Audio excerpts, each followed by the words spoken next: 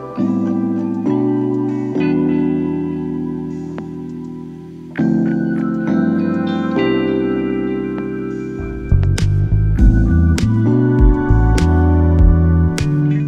so welcome guys to another review, and today we're gonna check the Kinera BD005 Pro version. And it's really interesting because for $50 you're getting that Beryllium drivers at the bottom and also a BA at the top, so a hybrid Beryllium driver system here, and also a $50 price range as well. So really competitive price range, especially here in this channel. And for me, there's actually a lot of surprises for me in this IEM, and we're gonna find out why in this video. So it says BD005 Pro, 9.2mm Beryllium diaphragm dynamic, and also BA as well. And at the other side, you're getting sensitivity 108, 16 ohm impedance, 1DD 1BA configuration, 20 to 20 kHz in frequency range, 3.5mm jack, 0.78mm 2-pin connector, and also 1.2 meter in cable. And you're getting that typical Kinera hex box here. So looking at inside, join us Kinera community, and inside you're getting a case. Actually, that's cool. You're getting some manuals as well, and you're getting that Kinera case. So yeah, Kinera actually does really nice build qualities in their IEM, so I'm really impressed on that. And looking at the case itself, you're getting some branding here, and that's a semi-hard case as well. So you're getting that IEM itself, so putting that aside first, and you're getting some tips as well, and a different looking tip here, so it's not that deep here. So looking at the IEM itself, so it's built of mostly plastic, but this is the nicer quality plastic. This more for resin plastic here. Feels really good. Still feels really solid in the hand. You're getting that Kinera logo as well at the side, and you're getting some sort of star shines there. The shape reminds me of maybe the TRN IM1 Pros or TRN IM1s. It's more of a monitor type of shape on the ear. And at the other side, you're getting some fins, which is definitely something that I do like personally. And yeah, this might be really stable to wear on the ear. It's a custom IM shape. And here, actually, in this side, you're getting some bulges here. So yeah, this might fit really well on the ear. Getting also some 2-pin connectors here, some preforming. But yeah, the preforming, you can still see the preforming here, so not the best in the cable quality. Yeah, the cable is decent, but I would say not the best that I checked. But I do like that it's quite silky still. It's a kind of glossy cable here. And you're getting also 3.5mm jack at the top. So now we are wearing it on the ear, and it's very stable. So this is one of the more stable IEMs that I've checked in that price range. And also it's quite breathable as well, so it's not that big of an IEM. So I can see that I can wear this for a long listening session. Isolation, I would say above average, not the best in class that I have tested, but it blocks out most of the noise. So when you're commuting, when you're outside, this will block out most of the noise for you. Right now, let's go to the sound. So the sound here is actually really surprising because it's the nearest to an IEM diffused field compensation for a hybrid that I have checked. So you're getting that flat bass at the bottom, one of the few in this price range.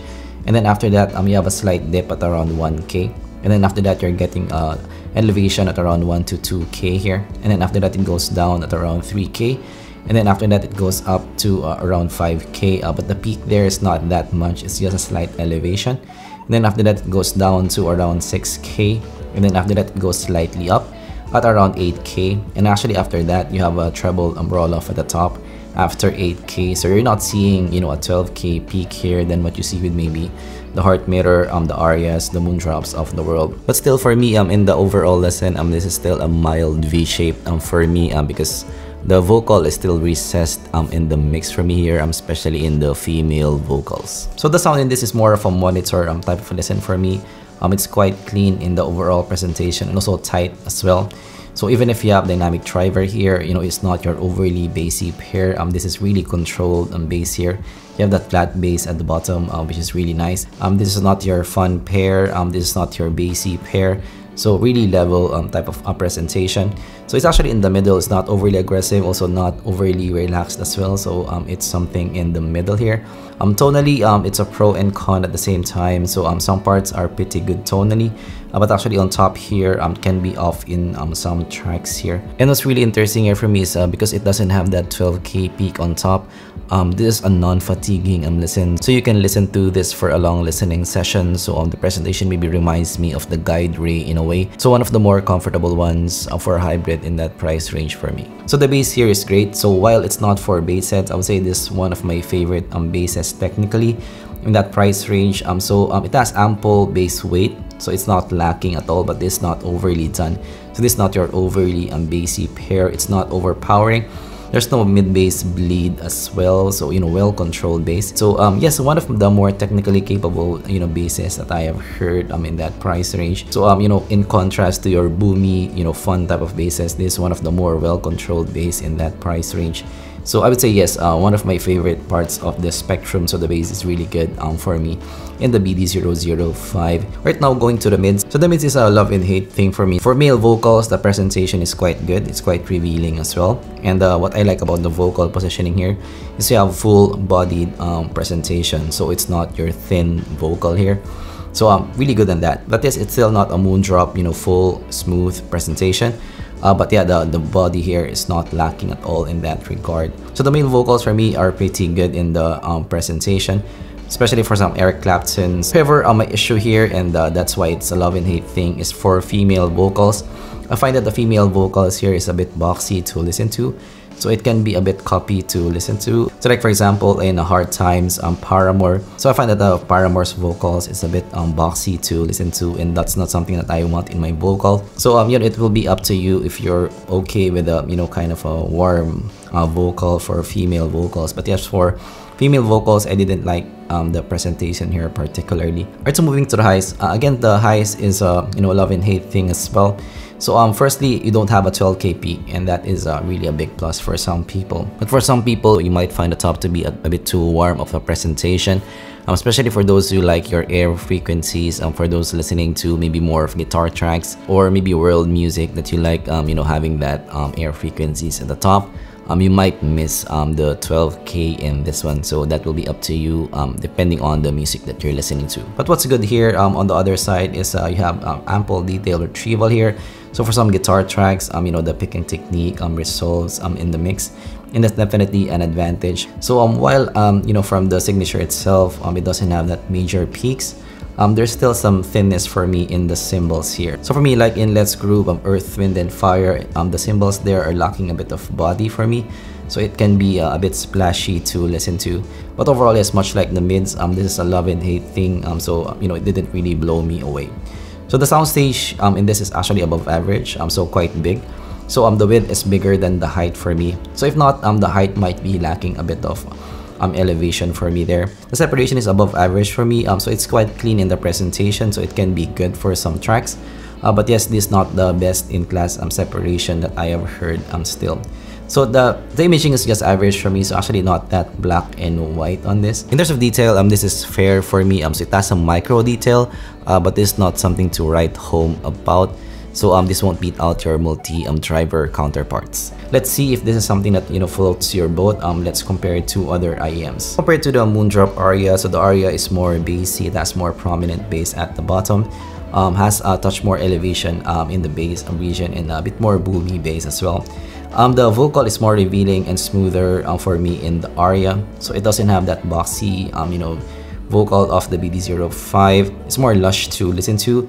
The top also has more extension. You have more 12K in the Aria. The cymbals as well is more prominent and also more upfront in the mix, and I would say better body in the Aria as well. So the BD005 has more treble roll-off at the top. You don't have that 12K elevation. Cleaner as well in the presentation in the BD005. Flatter bass as well. More toned down bass, and also faster bass as well. So definitely for those who like quickness in their presentation, you might like the BD005. But I would say tonally, I do like the Moondrop overall over the BD005, especially on top. So side by side for me, the BD005 is more of a monitor type of listen. Your Aria is more of a fun type of listen, has some warmth in the overall listen. So for me, it will depend on your preference in this. So if you like a cleaner sound, tighter bass, you might like the BD005. If you like more warmth, smoothness, and more of an IEM diffused signature, you might like the Aria in this regard. So for me personally, if I'm gonna just choose one, I do like the Aria overall. So I like, you know, the more revealing nature of the vocal and also better body in the cymbals. So compared to the heart meter, so this did remind me of the heart meter as well, but the heart meter is brighter overall, has more clarity on top. The heart meter has that 12K on top, so the elevation there is more pronounced over your BD005. The heart meter as well has a brighter vocal as well, especially in the female vocals. It has more revealing vocal for me, and also tonality is more consistent for me in the heart meter as well. The bass though is a touch slower in the heart meter, so it has you know, touch more boom in the bass here. So for me, yes, the vocal is really nice in the heart meter. It's one of my favorite for vocals. So the BD005 is cleaner, tighter in presentation, also faster as well with that BA presentation. So the bass is also more toned down as well in the BD005, and also better separation as well in the BD005.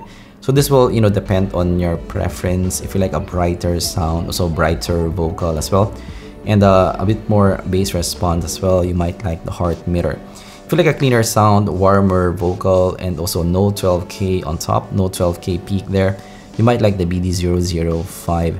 So for me personally, I do like the heart meter more in this regard. I like the brighter vocal, and also more, you know, clarity in the overall signature. Right now, compared to the TRN BA5, so the TRN BA5 is tighter in presentation, also faster as well because of that, you know, all BA configuration. So the vocal positioning for me is more recessed in the BA5. The separation is still better in the BA5, and also female vocals are more revealing as well in the BA5. The BD005 Pro in comparison has deeper bass, so the sub bass here is better. I would say overall better in tonality as well in the BD005. A more deep bass as well in the mix here. You have that, you know, dynamic driver slam at the bottom. More relaxed as well in the BD005. Also the top end is more toned down in the BD005 as well. So the BA5 is brighter in that regard. So yeah, on the ear, the BD005 can be warmer to the ear. So this will be up to you again in this regard. If you like a cleaner sound, more BA type of sound, you might like the BA5. If you like deeper bass and also more relaxed sound, more clinical sound as well on the ear, you might want to go to the BD005. So for my personal preference, I do still like the BA5 more. I like the brighter vocal presentation, especially in the female vocals, and also better separation. Alright, so let's try to close this thing for the Kinera BD005. So yes, when I unbox this thing, this is really interesting because yeah, it's the nearest on IEM diffused field compensation that I have seen for a two driver system. So this falls with the BQ-EYZ-KC2 as, you know, one of the few in the $50 range that's near to an IEM diffused field compensation, and hybrids have, you know, its advantages for detail retrieval, and also, yeah, some people like BAs overall. But yes, for me in my listen, this didn't, you know, beat out my personal favorites here in this channel. But frankly, for me, I still like the overall listen in this because it's a unique listen to the ear. So yes, it's one of the few that I have listened to that's near an IEM diffused field compensation, and one of the better basses that I have heard as well. You have that technicalities of the bass having that Beryllium driver. The weight is really good in this, and the ample detail retrieval as well and separation. So I did still, you know, enjoy my overall listen. And yeah, I think for some people you will really like this IEM. So I think for $50 this is well worth the price that you are paying for having that Beryllium driver, having that hybrid configuration. So if you're okay with the cons that I mentioned, with maybe you know, having warmer vocal and more boxy vocal as well, this might be something that you can consider, especially if you don't like that 12K peak on top. So for those types of people who kind of likes that, this should be something in your short list. Thanks for watching, and I'm gonna see you guys in the next zpolt review. Bye bye.